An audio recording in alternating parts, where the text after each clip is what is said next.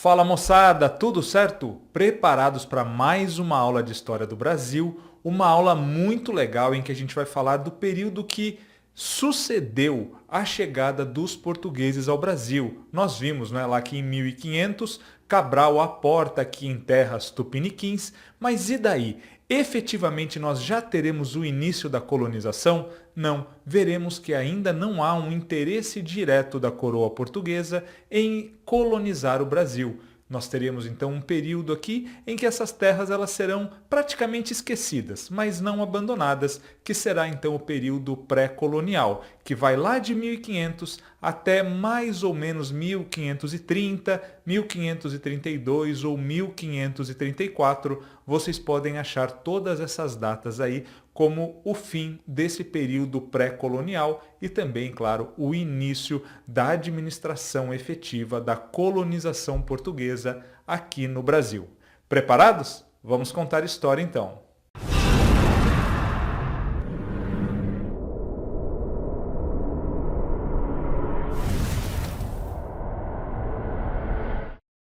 Eu quero começar falando com vocês aqui da divisão do nosso estudo que eu fiz para deixar tudo, claro, muito mais fácil, mais didático na nossa conversa. Então, na aula de hoje, nós relembraremos, claro, nós praticamente já falamos tudo que tinha para ser falado sobre o descobrimento, a chegada dos portugueses aqui no Brasil, e hoje nós falaremos principalmente então desse período chamado de período pré-colonial, em que vai predominar a exploração da madeira conhecida como pau-brasil.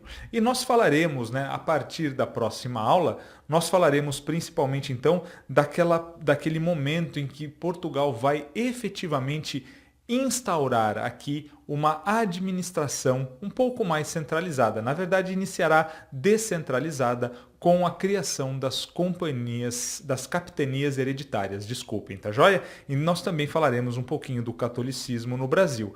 Então isso já ficará para a nossa próxima aula. A nossa aula de hoje será principalmente então sobre esse período pré-colonial.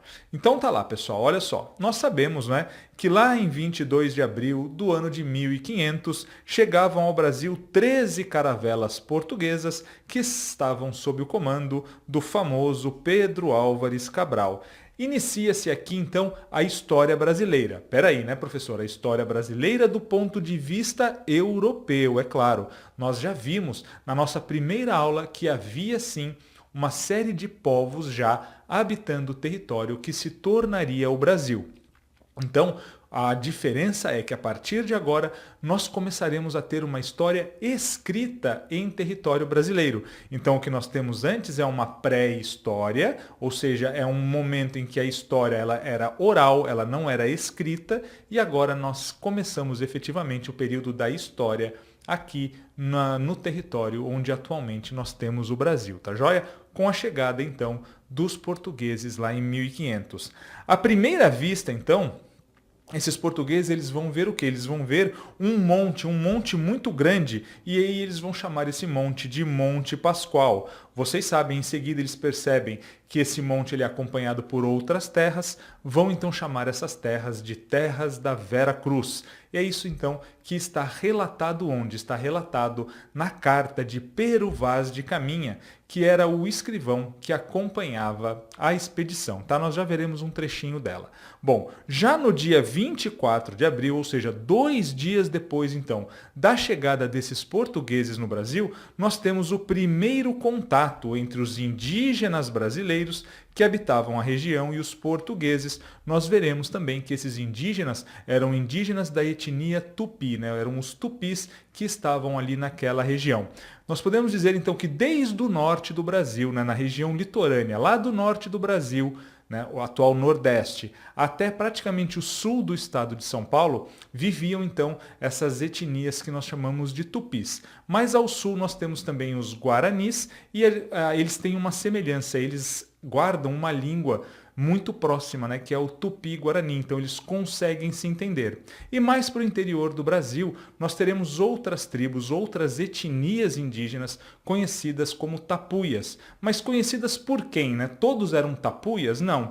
Os tupis guaranis que habitavam o litoral chamavam essas outras tribos que não falavam o tupi-guarani de tapuias. É o caso, por exemplo, dos aimorés, dos goitacazes, entre várias outras etnias que habitavam o interior do território, tá certo? Então, justamente essa ideia de outro, de alteridade, é que faz os tupis guaranis, eles que também estavam divididos em vários grupos, várias tribos, mas que tinham, né, tinham junto, né, tinham em comum a língua tupi-guarani. Eles identificavam, então, essas outras etnias como bárbaras e por isso a palavra tapuia. Tá legal, galera? Então, os portugueses já vão ter contatos aqui com os primeiros indígenas. E no mesmo dia, ainda no dia 24 de abril de 1500, será celebrada a primeira missa em solo brasileiro. Está aqui uma imagem, né, que foi pintada muitos séculos depois, mas que retrataria então essa primeira missa. Olha só, vejam que nós já temos ali o quê? O estabelecimento, né, a construção de uma cruz. Essa cruz marcando justamente a presença do Estado português em território brasileiro, tá joia? Bom, isso significa então que esses portugueses vão ficar no Brasil agora? Não. Na verdade, a expedição de Cabral ficou apenas 10 dias em território brasileiro. Lembram-se, de acordo com a versão oficial, eles se perderam da rota até as Índias. É verdade ou não que eles se perderam, mas uma coisa é certa, o objetivo da viagem realmente era chegar até as Índias, utilizando aquele caminho que havia sido descoberto por Vasco da Gama. Por isso, então, em seguida, depois de 10 dias aqui no território brasileiro, Cabral e a sua frota vão partir justamente em direção às Índias. Apenas uma nau, apenas um navio vai retornar a Portugal, dando notícias do que foi encontrado aqui. E essa nau vai levar também a famosa carta de Pero Vaz de Caminha, relatando aquilo que foi encontrado no território brasileiro. Pessoal, o que é muito interessante dessa carta é que ela vai tentar justamente mostrar como eram diferentes essas etnias que aqui moravam, né? Esses índios que habitavam a terra. Totalmente diferentes eram os costumes deles, os costumes europeus. Como era exuberante a paisagem tropical do Brasil, como os animais eram diferentes dos animais europeus. É realmente quase como se hoje nós encontrássemos vida fora da Terra. Então essa carta ela acabou trazendo uma série de relatos que foram muito interessantes para a época, só que ela ficou perdida até o século XVIII, né? Então ela ficou ali perdida nos arquivos reais até o século XVIII e ela só será publicada no século XIX, né? Ou seja, mais de 400 anos depois dela ter sido escrita. Na verdade, quem vai popularizar o novo mundo entre os europeus é um cidadão italiano chamado Américo Vespúcio. Não é à toa, né, que os seus relatos de viagem ficaram tão conhecidos que o próprio continente acabou posteriormente chamado de América, tá certo? Bom, nesse momento ainda, no momento do descobrimento da América e do próprio Brasil, na Europa era muito mais comum chamar esse continente aqui de Índias Ocidentais, né? Justamente por conta daquele equívoco de Colombo que acreditou estar chegando nas Índias quando chegou pela primeira vez na América, tá joia? Então, pessoal, aqui eu trouxe para vocês um trechinho da carta do Pero Vaz de Caminha, né?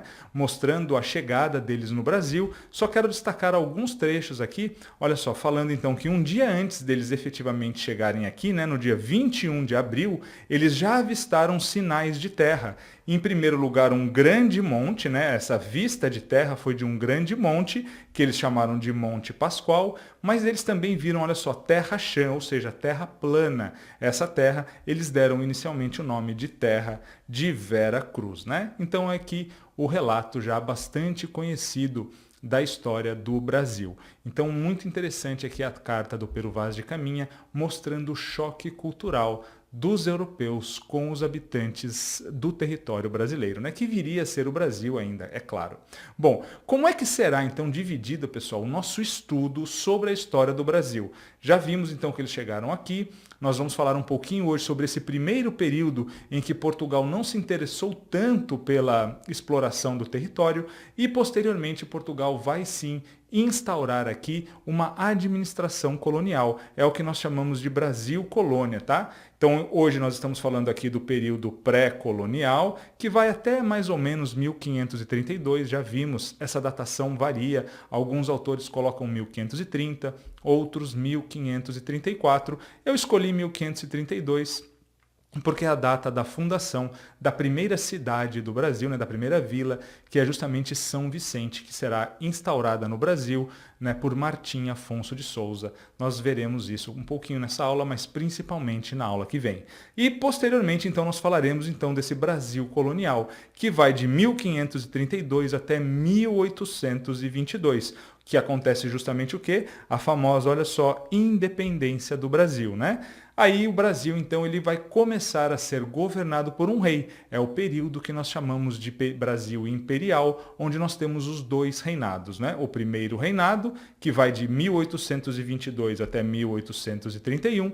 Ali nós teremos 9 anos, onde nós teremos governos regenciais aguardando a maioridade de Dom Pedro II. Finalmente, né, Dom Pedro II é decretada a maioridade, mesmo ele ainda estando com 14 anos. Então, de 1840 até a morte, né, até a proclamação da República, nós teremos o segundo reinado, o reinado de Dom Pedro II.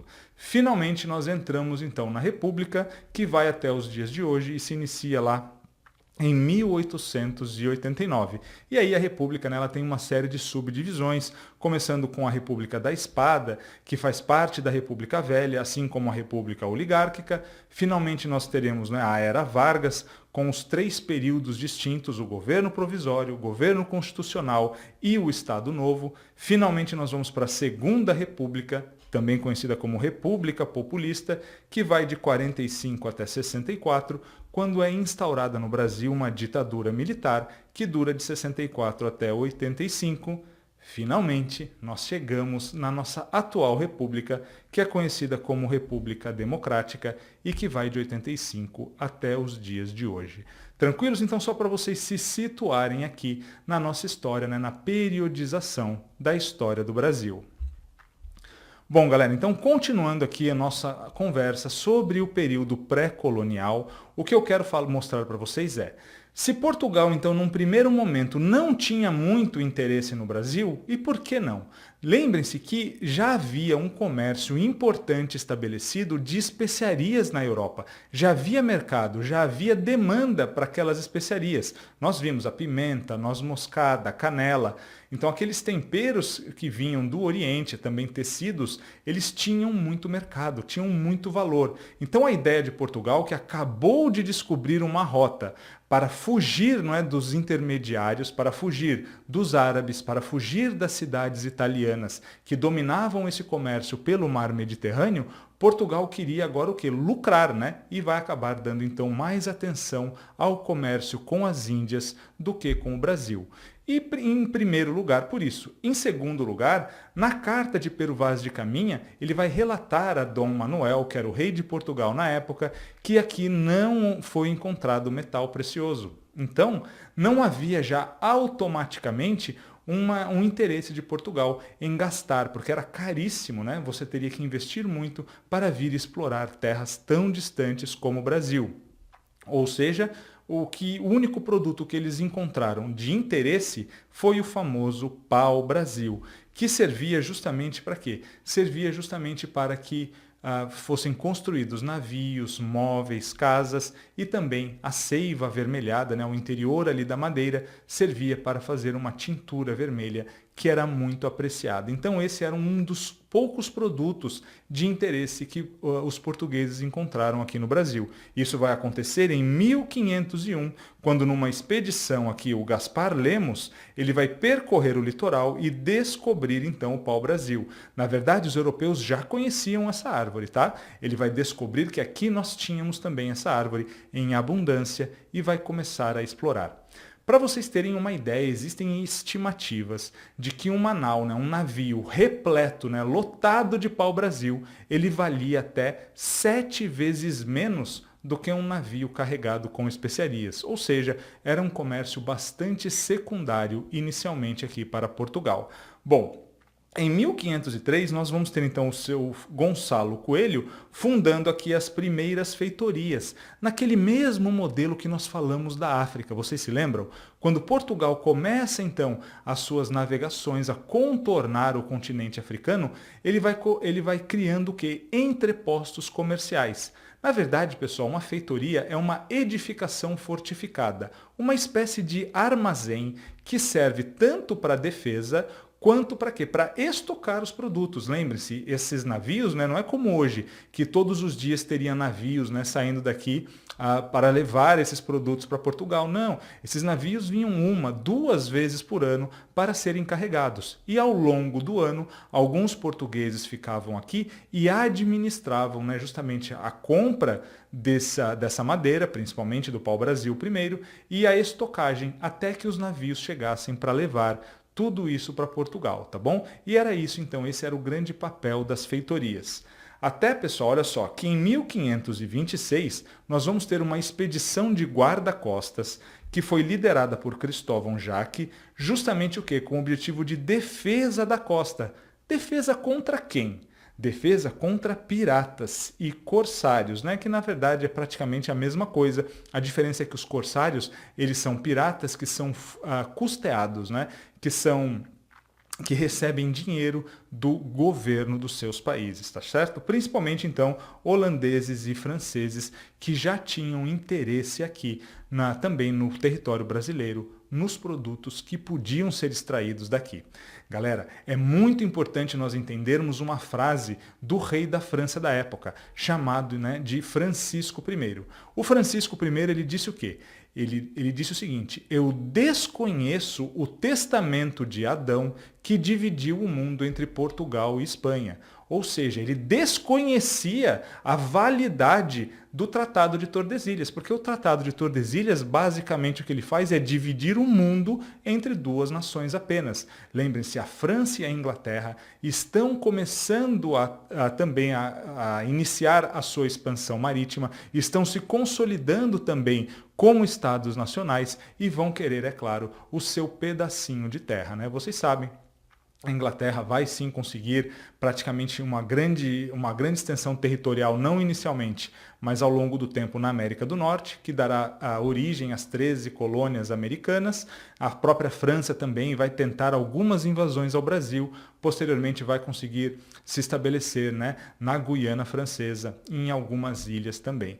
Bom, o que nós temos então é uma série de países, né, que vão custear, que vão dar dinheiro para esses corsários virem aqui e pegar esses produtos brasileiros que tinham interesse na Europa, né? Não só brasileiros, mas de toda a América que havia sido descoberta. O rei francês, então, ele vai defender um princípio chamado de uti possidetis. O que é esse uti possidetis? Ele vai dizer que o território pertence a quem ali está, a quem o ocupa. Ou seja, não adianta simplesmente você dizer, olha, aquilo ali é meu. Não, você tem que mandar gente lá, você tem que ir lá, tem que colonizar. Se você não fizer isso, se alguém chegar, né, pode ocupar o território a partir, então, desse princípio do uti possidetis, tá certo, pessoal? O que a gente pode dizer, então, que é o mais importante vocês levarem para a prova, é que nesse período, né, que nós chamamos de pré-colonial, o grande interesse das expedições portuguesas ao Brasil era para explorar o pau-brasil, também essas expedições de guarda-costas, né, que visavam justamente o quê? Visavam apreender navios corsários e piratas que estavam aqui, de acordo com o rei português, roubando, né, os produtos brasileiros, tá certo? Então essas foram as principais expedições que nós tivemos aqui para o Brasil, né, com interesses comerciais e de defesa, claro, também de conhecimento do território, né, e de contato com os indígenas.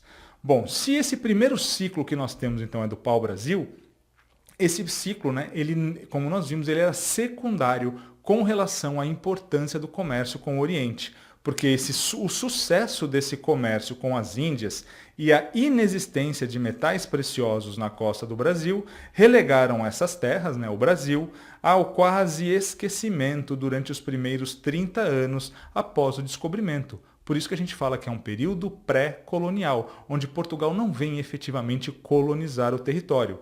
Eles vão fazer o que durante esse período? Eles vão realizar o extrativismo na faixa litorânea apenas. Praticamente não haverá incursões ao território. O que nós temos é que o pau-brasil aqui servindo ao mercado europeu. Vocês sabem, o nome Brasil vem por conta da brasa. A brasa que é avermelhada, e essa madeira também muito avermelhada, parecia uma brasa, por isso era um pau-brasil, tá bom? Um pau com cor de brasa.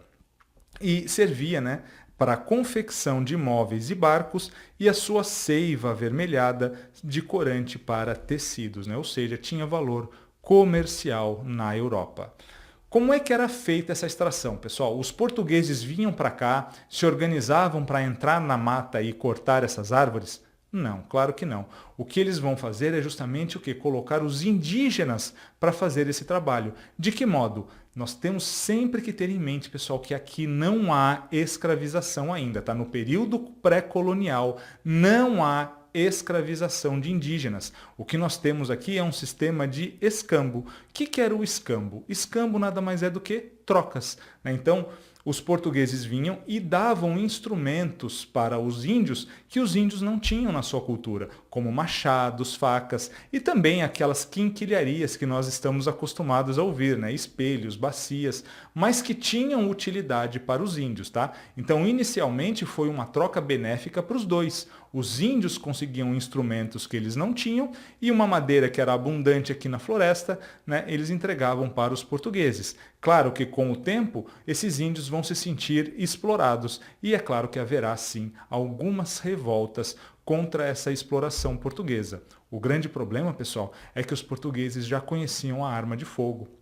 Então, os índios praticamente não tinham condições de efetivamente se oporem a um grupo de europeus efetivamente armado e organizado, tá certo?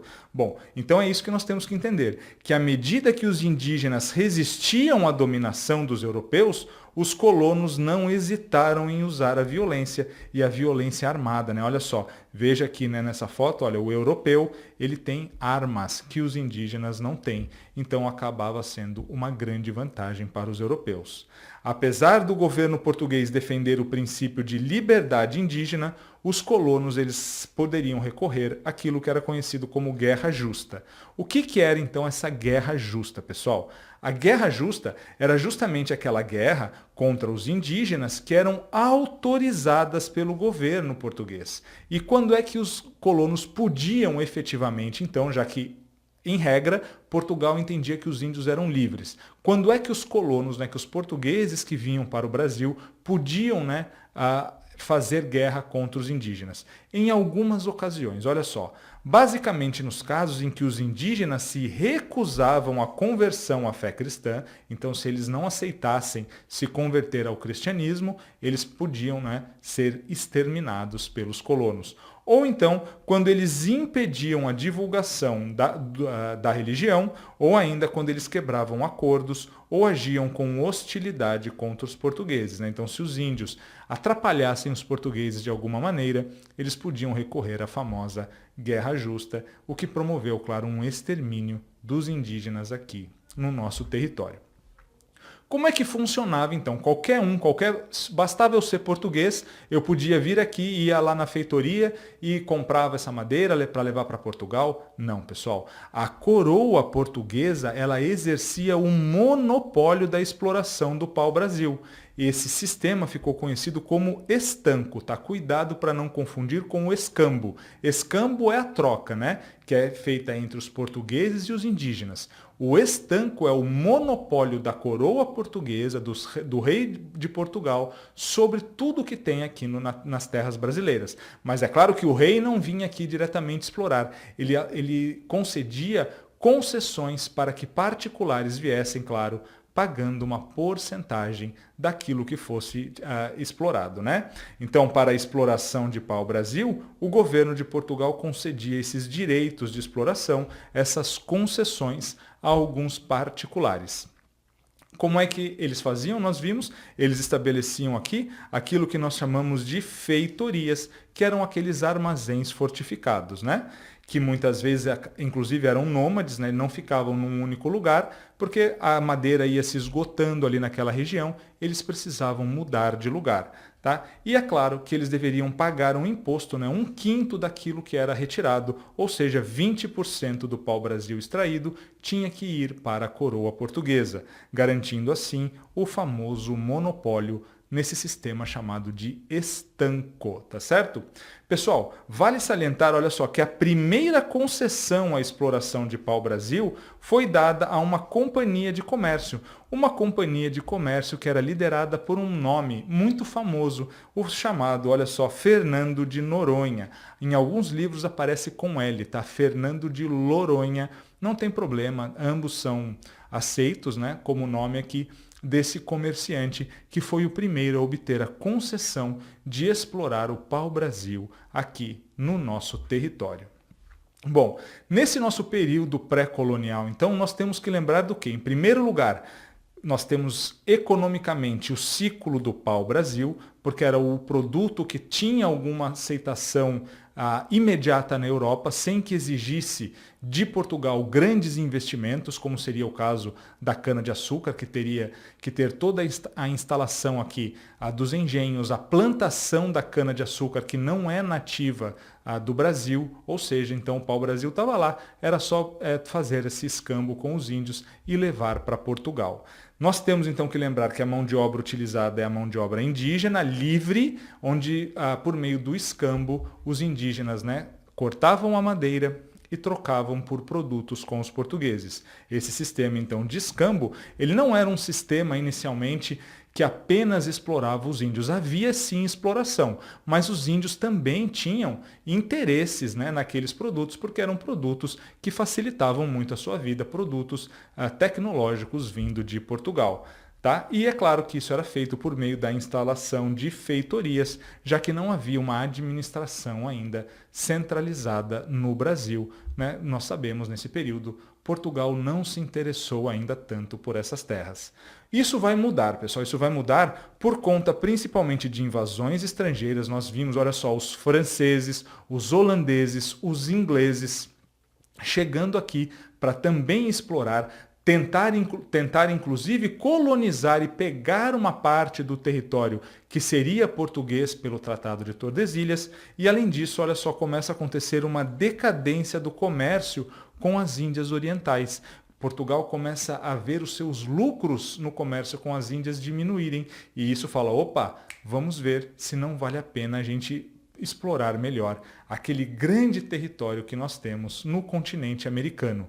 Além disso, pessoal, os espanhóis vão encontrar principalmente prata, um pouco de ouro inicialmente, mas principalmente prata, muita prata no seu território. E aí Portugal já pensa, opa, se tem metais preciosos no território espanhol, quem sabe também não tenha no Brasil. Acho que está na hora da gente começar a fazer expedições, né? Chegar com uma administração mais presente naquele território para ver se nós também podemos encontrar ouro e metais preciosos, tá bom? E é assim que nós teremos a primeira expedição colonizadora ao Brasil, que vai sair de Portugal em 1530, liderado por Martim Afonso de Souza. Martim Afonso de Souza, então, em 1532, fundará a primeira vila brasileira, a Vila de São Vicente, no litoral paulista, tá certo, galera? E aí, é claro, nós já entramos num período que nós chamaremos de Brasil colonial. Agora Portugal efetivamente quer explorar, quer colonizar esse território. E aí, então, isso será conversa para a nossa próxima aula. Espero que tenham gostado. Deixo a todos um forte abraço.